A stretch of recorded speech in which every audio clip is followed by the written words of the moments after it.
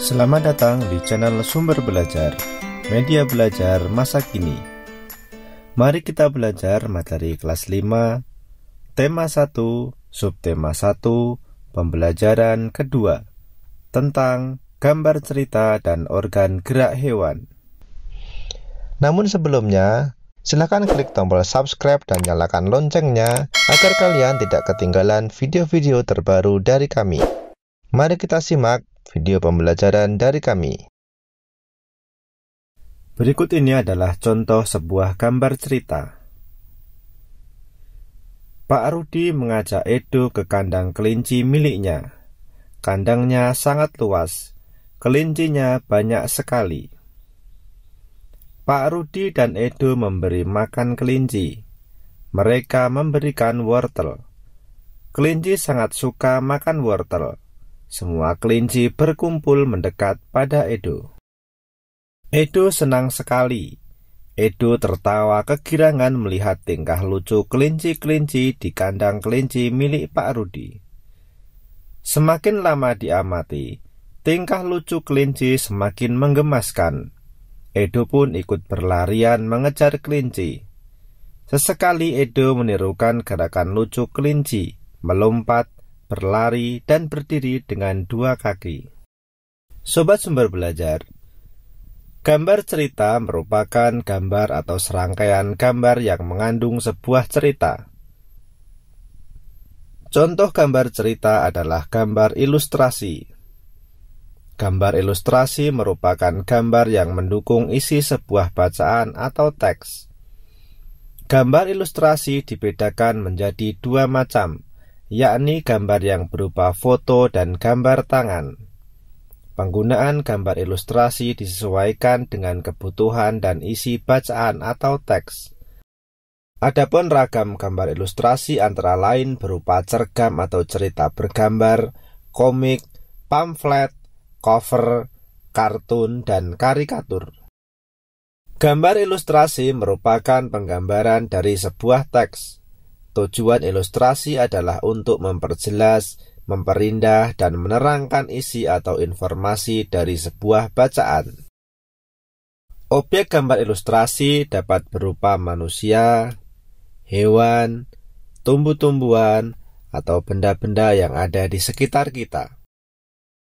Langkah-langkah dalam membuat gambar ilustrasi adalah sebagai berikut. Yang pertama, gagasan. Gagasan bersumber dari bacaan. Setelah menentukan gagasan, tentukanlah adegan yang akan digambar, siapa saja tokohnya, bagaimana suasananya, serta media yang akan digunakan. Langkah yang kedua, membuat sketsa. Sketsa adalah rancangan gambar yang dibuat sesuai dengan gagasan. Membuat sketsa harus berhati-hati. Perhatikan bagaimana tata letak dan ukuran objek yang digambar. Yang ketiga, pewarnaan. Setelah sketsa selesai dibuat, kamu dapat mewarnainya. Pewarnaan dapat dilakukan dengan dua cara. Pertama, memberi warna sesuai dengan aslinya. Kedua, memberi warna berdasarkan imajinasi sendiri.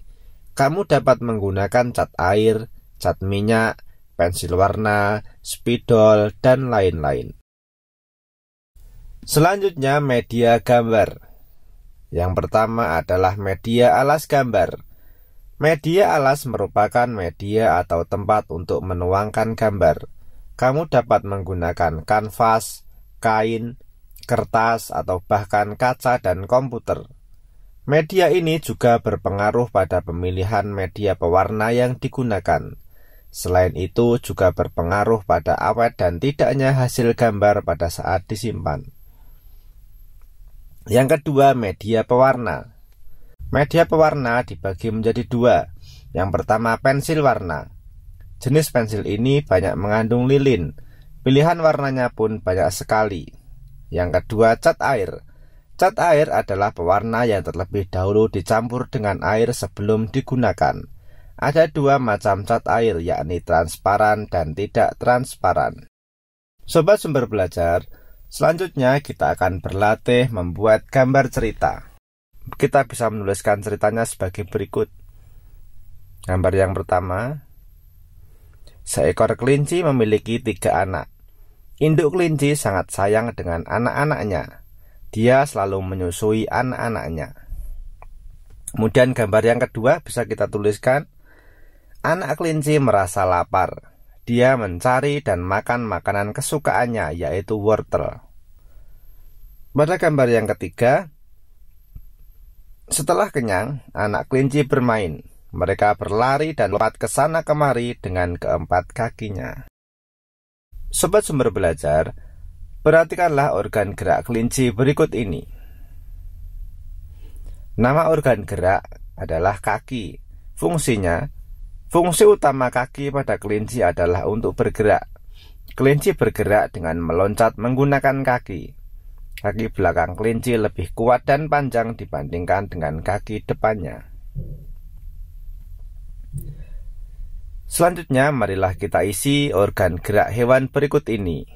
Yang pertama, nama hewan ikan. Nama organ geraknya adalah sirip. Fungsinya untuk berenang. Kemudian yang kedua, katak. Nama organ gerak kaki. Fungsinya untuk melompat dan berenang. Hewan yang ketiga adalah burung. Nama organ geraknya adalah sayap. Fungsinya untuk terbang. Yang keempat, ular. Nama organ gerak badan atau tulang belakang. Fungsinya untuk berpindah tempat dengan cara melata. Yang kelima, kadal. Nama organ gerak kaki. Fungsinya untuk berjalan dan memanjat. Yang keenam, kambing. Nama organ gerak kaki. Fungsinya untuk berjalan, berlari, dan melompat. Sobat Sumber Belajar, selanjutnya marilah kita baca bacaan berikut ini. Gerak ikan dalam air. Ikan memiliki sistem gerak yang unik. Sistem gerak pada ikan berbeda dengan hewan vertebrata yang lain. Hal tersebut dikarenakan habitat ikan adalah di air. Salah satu bentuk tubuh yang paling banyak dimiliki oleh hewan air adalah bentuk rudal. Bentuk tubuh ini memungkinkan ikan meliuk ke kiri dan ke kanan. Bentuk tubuh yang seperti ini juga berfungsi untuk mengurangi hambatan pada saat bergerak di dalam air. Ekor dan sirip ekor yang lebar berfungsi untuk mendorong gerakan ikan dalam air. Tahukah kamu, ikan dapat berenang karena memanfaatkan bentuk tubuhnya yang unik. Ikan memiliki gelembung renang dalam tubuhnya yang berguna untuk mengatur gerak naik dan turun.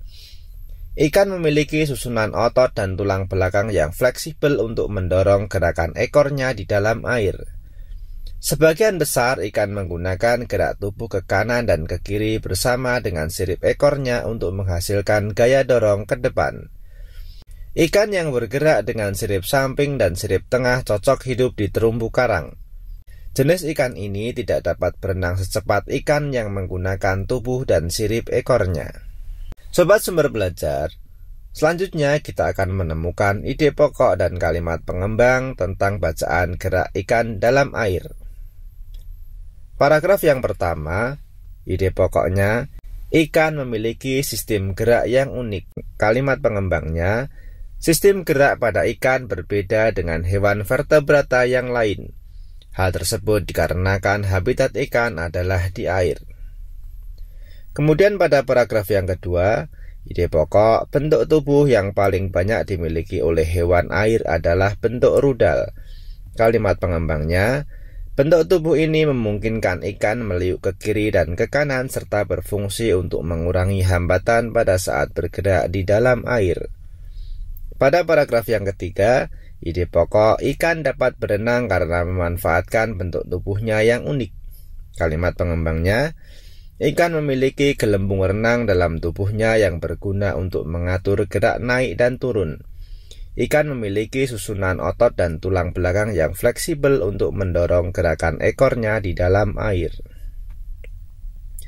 Selanjutnya kita akan mengembangkan ide pokok menjadi sebuah paragraf.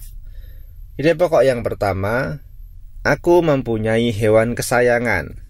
Bisa kita tuliskan menjadi sebuah paragraf. Aku mempunyai hewan kesayangan.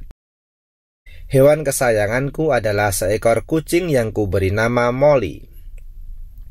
Hewan peliharaanku memiliki kedekatan seperti layaknya seorang sahabat.